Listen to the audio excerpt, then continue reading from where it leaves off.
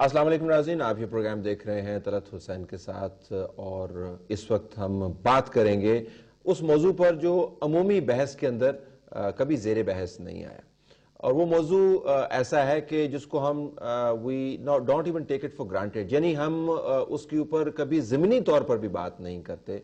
हम अपनी नाम नहाद मसरूफियात के अंदर इतने मसरूफ हो जाते हैं कि असल इशू से नज़र हट जाती है। आज माजूर अफराद का आलमी दिन है। पाकिस्तान के अंदर माजूर अफराद ने बहुत कंट्रीब्यूट किया है। मुझे पहले ये एक्नॉलेज करने दीजिए, बाकी बातें मैं बाद में करूँगा।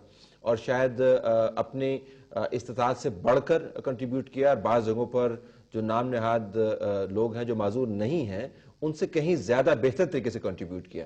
मुझे बड़ी खुशी है कि आज मेरे स्टूडियो में 5 इंतहाई ज़हीन और इंतहाई क्वालिफाइड लोग बैठे हुए हैं। और मैं आपको ये भी बताता चलूँ कि बहुत अरसे से टीवी प्रोग्राम्स कर रहा हूँ, बहुत कम होता है कि मेरे स्टूडियो के अंदर इतने क्वालिफाइड लोग मौजूद हों। मैं इन सबको मशकूर हूँ कि इन्होंने आज जो क्वालिफिकेशन स्टैंडर्ड है मेरे स्टूडियो का वो बढ़ा दिया। Thank you very much all of you. Let me introduce you one by one. Mohammad Atif Sheikh sahab, नाजरीन एमफिल इन्होंने इंग्लैंड से किया हुआ है और 15-16 ममालिक में पाकिस्तान की नुमाइंदगी कर चुके हैं और सदर हैं स्पेशल टैलेंट एक्सचेंज प्रोग्राम और चेयरपर्सन है south Asia disability forum.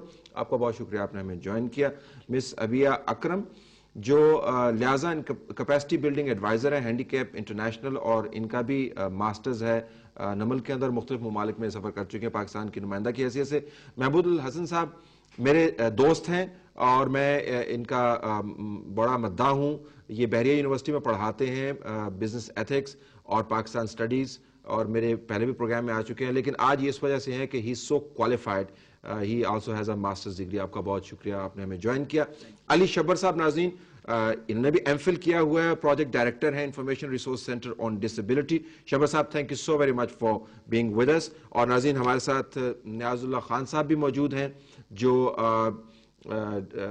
Site सेवर्स Pakistan के कंट्री डायरेक्टर हैं और इनका डेवलपमेंट स्टडीज़ के अंदर भी इनका मास्टर्स हैं और ज़राअत के अंदर भी इनकी डिग्री है। हम इनको भी खुशामदीद कहते हैं। नियाजुल्लाह खान साहब, so thank you so very much for being with अस। अच्छा, मैं पहला सवाल तो ज़रा करूँ आतिफ शेख साहब आपसे कि माजूर अफराद का आलमी दिन क्यों मना रहे हैं हम पाकिस्तान के अंदर? क्या लोगों को पता नहीं है कि माजूर अफराद के मसाइल क्या हैं? माजूर अफराद का आलमी दिन, इसका मैं थोड़ा सा बैकग्राउंड बताऊंगा कि 1981 में पहली दफ़ा मनाया गया था। 1981 को यूनाइटेड नेशन ने माजूर अफराद का आलमी साल करार दिया था और उसी साल पूरी दुनिया में जो यूनाइटेड नेशन के मेंबर ममालिक हैं उन्होंने अपने अपने मुल्कों में कुछ इकदाम किए थे, जिसमें पाकिस्तान में मिनिस्ट्री ऑफ सोशल वेलफेयर बनी, 8% कोटा इंट्रोड्यूस कराया, ऑर्डिनेंस आया और ये कुछ इकदाम उस दौर में काफ़ी तेज़ी से हुए माजूर अफराद के हवाले से। और जो वो सब बच्चों पे फोकस थे, यानी स्पेशल एजुकेशन या माजूर बच्चों की रिहेबिलिटेशन पे सारे फोकस थे। उस साल से ये दिन मनाया जाता है पूरी दुनिया में। और हर उससे पहले पाकिस्तान के अंदर कभी साल भर में कोई एक्नॉलेजमेंट भी नहीं, कभी कोई जिक्र भी नहीं था किसी डॉक्यूमेंट में, किसी कानून में, कहीं भी माजूरी का। और उसके बाद हम तवातर के साथ ही साल मनाते हैं, साल का दिन मनाते हैं। फायदा क्या होता है वैसे इसका? इसमें दो चीज़ें हैं। एक तो ये कि माजूर अफराद जो जिनके हकूक़ को इंसानी हकूक़ के बराबर नहीं समझा जाता, मैं ये नहीं कहूँगा कि उनके हकूक़ को बिल्कुल नज़रअंदाज किया, उनको हम बेनिफिशरी समझते रहते हैं कि इनका फ़ायदा पहुँचाओ, बहुत सवाब होगा। हम इस चक्कर में रहते हैं। और जब इस दिन जब डिसेबल पर्सनस के जो खुद लीडर्स हैं, जो अपनी ऑर्गेनाइजेशन चला रहे हैं, जब वो सामने आते हैं, कुछ मुजाहरे करते हैं, सेमिनार्स होते हैं, तो किसी हद तक लोगों को पता चलता है कि डिसेबल पर्सन डिमांडिंग इनसे हमें सीखना चाहिए जी। और कुछ इनके जो हकूक हैं वो इंसानी हकूक के बराबर ही हैं, बेसिक राइट्स। अच्छा, ये जो आप अभी ये जो डिबेट हो रही है, लेट मी आस्क यू अबिया, कि जो हकूक हैं माजूर अफराद के वो आम इंसानी हकूक के बराबर तस्वर किए जाने चाहिए, तो हम सिर्फ बिलखुसूस पाकिस्तान की बात कर रहे हैं या दुनिया भर में ऐसा ही होता है? मेरे ख्याल में जो पूरी दुनिया में जो कैंपेन स्टार्ट हुई है, पहले तो यही होता था कि डिसेबल पर्सन्स को जो है, जैसे अभी आतिफ साहब ने मेंशन किया, कि हम बेनिफिशरीज की तरफ लेते थे कि उनको ठीक किया जा सकता है, उनको आप रिहेबिलिटेट भी कर सकते हैं, उनको आप सर्विसेज भी दे सकते हैं, तो वो ठीक हो जाएंगे। लेकिन अब जो है वो कॉन्सेप्ट चेंज होके हम बिला इम्तियाज मौके की तरफ आ रहे हैं कि आप उनको इक्वल अपॉर्चुनिटीज कहाँ कहाँ किस हद तक पॉसिबल है कि हम उनको दे सकते हैं। तो बहस अब ये चल रही है कि अब उनकी मदद करके उनको सही नहीं करना, बिल्कुल उनको जूं का तू एक्सेप्ट करना है with their qualification and special needs is a मुआशरे को ठीक करना। ठीक क्योंकि असल में प्रॉब्लम ये है कि हम डिसेबल पर्सन्स को जो है अपना लाइफ स्टाइल है, जिस तरह एक इंसान दूसरे इंसान से मुख्तलिफ होता है, बिल्कुल इसी तरह माजूर अफराद भी अपने अंदर एक इंफरादियत रखते हैं और उस इंफरादियत की वजह से उनको बहुत सारे राइट्स की जरूरत होती है। कितनी आपने अच्छी बात की कि माजूर अफराद का एक लाइफ स्टाइल है, आपको वो एक्नॉलेज करना है बजाय इसके कि आप अपनी आखिरत संवारने के लिए आप सवाब के लिए काम करते हैं। अच्छा महमूद साहब, मेरे दोस्तों का नुकसान ये होता है मैं उनके पास सबसे आखिर में आता हूँ। So let me first go to Shabbar and Niazullah Khan साहब। अली शबर साहब, अब यहाँ पे जब लोग ये देख रहे होंगे वो कहेंगे जी किसी ने एमफिल किया हुआ बाहर से है, किसी ने मास्टर्स किया हुआ है और आप यहाँ पे कह रहे हैं कि आपके हकूक ही नहीं है इंसानी हकूक के बराबर। तो माशाल्लाह आपने you have done wonderfully well for yourself. तो क्या आपको मजीद हकूक चाहिए? आपने पीएचडी करनी है, दोहरी पीएचडी करनी, क्या करना है आपने? एक्चुअली पाकिस्तान में जो है, पाकिस्तान बल्कि पूरी दुनिया में जो है डिसेबिलिटी को देखने के दो एक्सट्रीम्स हैं। एक एक्सट्रीम ये है कि या ये माजूर हैं, इनको हमें मदद करनी है, इनको एक साइड पे बैठाओ, ये अल्लाह वाले लोग हैं, इनकी दवाएं लो। और दूसरा एक्सट्रीम ये है कि या ये माँ बाप की गुनाहों की सज़ा है, ये कोई काम नहीं कर सकते, इनको इक्वल अपॉर्चुनिटीज़ नहीं दो, इनको कोटा सिस्टम में इनको जो है कोई ना कोई हमें बेनिफिट देना चाहिए, इनको कोई साइड पे रखो, हम इनके लिए काम करते हैं और ये हमारे यहाँ हमारे मुआशरे के लिए बोझ हैं। ठीक, तो ये एटीट्यूड्स बैरियर्स हैं, ये हमने ख़त्म करने हैं।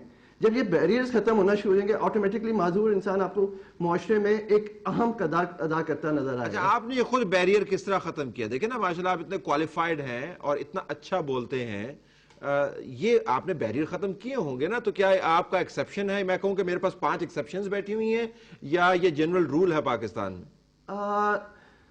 ये इसके बारे में ये मैं कम ही बोल सकता हूँ क्योंकि मैंने जिन जिन लोगों से इंस्पायर होकर ये काम किया वो सारे आपके स्टूडियोज में ही बैठे हुए हैं। अच्छा, that's very good, I didn't know this. चलिए ये तो बड़ी डिस्कवरी हुई मेरे लिए।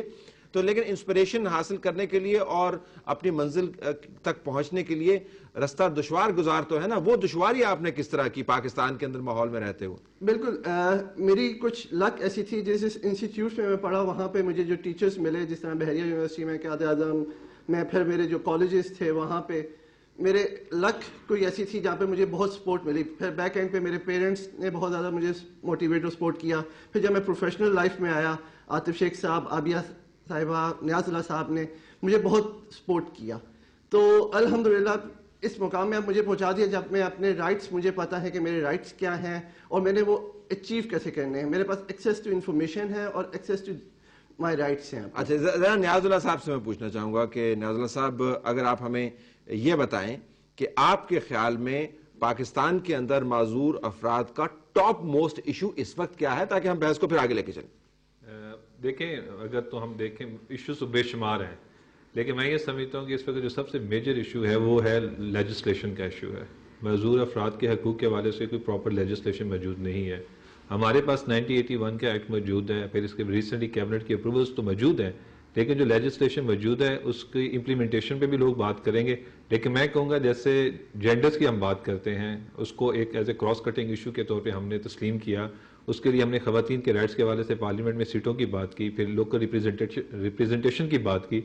मजदूर अफराद के हवाले से हमारे यहाँ लेजिस्लेशन मौजूद नहीं है, उनकी कोई रिप्रेजेंटेशन मौजूद नहीं है कि असम्बली में कोई बंदा उनकी आवाज़ उठा सके। इसी तरह बाकी जहाँ पे भी रिप्रेजेंटेशन के इश्यूज आते हैं वहाँ पे वो रिप्रेजेंटेशन मौजूद नहीं है। अच्छा, रिप्रेजेंटेशन क्या कानून साजी के लिए नुमाइंदगी जरूरी है या कानून साजी आप लॉबिंग के जरिए भी तो करवा सकते हैं? मैं ये कहूँगा कि दोनों चीज़ें साइड बाई साइड चलती हैं। ये उसी तरह है जैसे किसी ने मुझसे ये सवाल किया जाता है अक्सर कि जी क्या आप मजदूर अफराद की तंजीम होकर बेहतर काम कर सकते हैं या मजदूर अफराद के लिए बेहतर काम कर सकते हैं। मैं ये कहूँगा ये दोनों चीज़ें साइड बाई साइड चलेंगी। حکومت کو قانون سازی کرنی ہے پہلے تاکہ معذور افراد اس شمولیت کا حصہ بن سکے جو بحث چل رہی ہے. اچھا ایک کوئک میں سوال پوچھوں گا آپ سے, کس قسم کا قانون آپ چاہ رہے ہیں تاکہ میں محمود صاحب سے پھر اس بات کو آگے لے کے چلوں, کس قسم کا قانون چاہیے آپ؟ میرے نزدیک قانون سازی میں جو پہلی چیز ہے وہ یہ کہ ان کی ریپریزنٹیشن جو ہے معذور افراد کی لیجسلیشن کے اندر ہو پہلا. دوسرے نمبر پہ یہ ہوگا کہ جب ہم قانون سازی کی بات کریں گے تو پھر UNCPRD نے ہمیں 4 کور ایریاز دیے ہیں, ہیلتھ, ایجوکیشن, امپاورمنٹ اور لائیولیہڈ.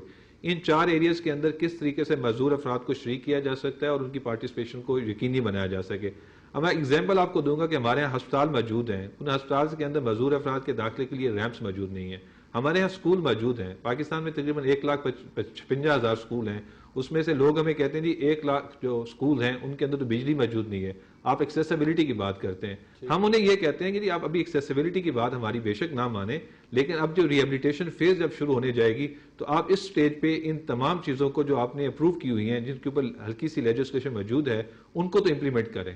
ٹھیک, اوکے. محمود صاحب, یہ جو قانون سازی کے اوپر اکثر بات کرتے ہیں, قانون بن جانا چاہیے, موجودہ حالات کے پیش نظر آپ کے خیال میں اس قسم کی اگر قانون سازی ہو تو اس سے کیا فائدہ ہم اٹھا پائیں گے؟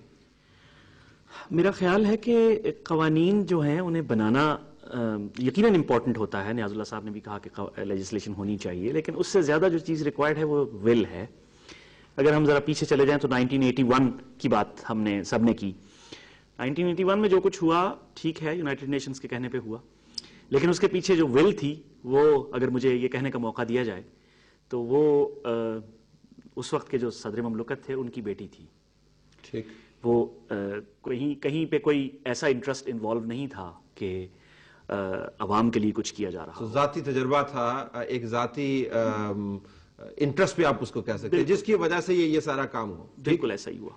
تو آپ یہ کہہ رہے ہیں کہ آج کل ول آپ کو نظر نہیں آ رہی؟ میرے خیال سے ہم نے اگر ہم صرف لیجسلیشن کی بات کریں تو 2006 میں دسمبر 2006 میں یونائٹڈ نیشنز کا جو کنونشن فار ڈسیبلٹی تھا وہ آیا سامنے, اور ہم نے مارچ 2007 میں اس کے پبلک ہو جانے کے بعد 2008 میں جا کے اس پہ سائن کیے. سپٹمبر 2000 سائن کر رہا ہے, ریٹیفائی تو نہیں کر رہا, ہم نے سائن کر لیے, اس پہ ریٹیفائی نہیں کیا. 50 آرٹیکلز تھے اس کے, اور میرا خیال ہے کہ اگر اس کے سگنیٹریز ہونے کی وجہ ہم اس کے سگنیٹری ضرور ہیں, لیکن اگر ہمارے جو اتھارٹیز ہیں ان میں سے کسی سے بھی یہ پوچھ لیا جائے کہ ان 50 آرٹیکلز میں سے کوئی ایک آرٹیکل آپ صرف ہمیں بتا دیں کہ وہ کیا ہے, تو مجھے نہیں لگتا کہ مجھے اس پہ کوئی ڈاؤٹ نہیں ہے کہ ان میں سے کسی کو نہیں پتا ہوگا. کتنی سادگی سے آپ نے اتنی اچھی حقیقت بیان کر دی. یہ پڑا کدھر ہوئی, بل بل پڑا ہوا ہے؟ آئی تھنک یہ ریٹیفیکیشن کے لیے جس کے بعد اس کی انفورسمنٹ شروع, یہ کہاں پہ آئی ہوئی؟ ایکچولی یہ سائننگ کے بعد جب ڈسیبل پرسنس کی جو آرگنائزیشن انہوں نے موومنٹ اسٹارٹ کی کہ گورنمنٹ آف پاکستان اس کو ریٹیفائی کرے, کیونکہ جب تک اس کو ریٹیفائی نہیں کریں گے نہ یہ لوکل قانون کا حصہ بن سکتا ہے اور نہ ہمارے پاس کوئی لیجسلیشن ہوگا. اور یہ UN کنونشن جسٹ ایک ڈاکیومنٹ ہے خوبصورت سی, اب جب تک ہم اس کو ریٹیفائی نہیں کریں گے. لا جو ہے اس کے بنانے کی ضرورت بالکل ہے, اس سے قطعاً انکار نہیں ہے. اس کی مثال بہت بڑی, اگر ترقی یافتہ اقوام کی طرف جائیں تو امریکن ڈسیبلٹی ایکٹ ہے, جو کہ ظاہر ہے ایک عرصے سے نافذ العمل ہے, اور وہاں آپ کو ایسا کوئی مسئلہ نظر نہیں آئے گا, اور وجہ اس کی لیجسلیشن ہی ہے. لیکن یہاں اگر آپ لیجسلیشن اور ول ان دو چیزوں کو اکٹھا کریں گے تو مسئلہ حل ہوگا, ورنہ نہیں ہوگا. ابھی you want to say something? Go ahead. Yeah, I just want to ask کہ اگر ہم ایک پریکٹیکل اسٹیپس آئیڈینٹیفائی کر دیں انہی ایگزسٹنگ لاس کو لے کے, تو ہمیں کوئی نئے اوبیسلی اس کی ضرورت تو ہر دور کے ساتھ پڑتی ہے. یہ بہت ساری چیزیں چینج ہو جاتی ہیں, لائک پاکستان میں جب سے ارتھ کوئک اور اس کے بعد اب جو اتنا بڑا ڈیزاسٹر آیا ہے فلڈ رسپانس میں, تو وہاں پہ ڈسیبل پرسنس کو آئیڈینٹیفائی کر کے اور ان کے لیے جو فیسلٹیز ہیں وہ پرووائڈ نہیں کی جا رہی, کیونکہ ان کے جو پالیسیز ہیں وہ بہت ہائی لیول کی ہوتی ہیں. جو لوکل آرگنائزیشن جو پروجیکٹ امپلیمنٹ کر رہی ہیں وہ اس تک پہنچ ہی نہیں پا رہی. بڑی اہم بات کی بریک کے بعد واپس آتے ہیں ناظرین. قانون سازی ہو یا اقوام متحدہ کے کنونشنز کی ریٹیفیکیشن ہو جس کے بعد وہ قابل عمل ہوگا, بائنڈنگ بھی ہوگا پاکستان کے اوپر, ہمیں اپنے قوانین اس کی روشنی میں ڈھالنے پڑیں گے. یہ اسی وقت کارگر ثابت ہوگا جب ہم آئیڈینٹیفائی کر پائیں کہ یہ کام کریں گے تو اس سے معذور افراد کو یہ فائدہ ہوگا. وہ کیا کام کرنے کے ہیں, کس قسم کی سہولیات چاہیے, کس قسم کی اپرچونٹیز چاہیے, یہ ہم پروگرام کے اگلے حصے میں بات کریں گے. Stay tuned. ہمارے پاس اسٹوڈیو کے اندر ایکسیپشنلی کوالیفائڈ لوگ بیٹھے ہوئے ہیں اور آج ہم ان کے ساتھ موجود ہیں معذور افراد کے عالمی دن کے حوالے سے.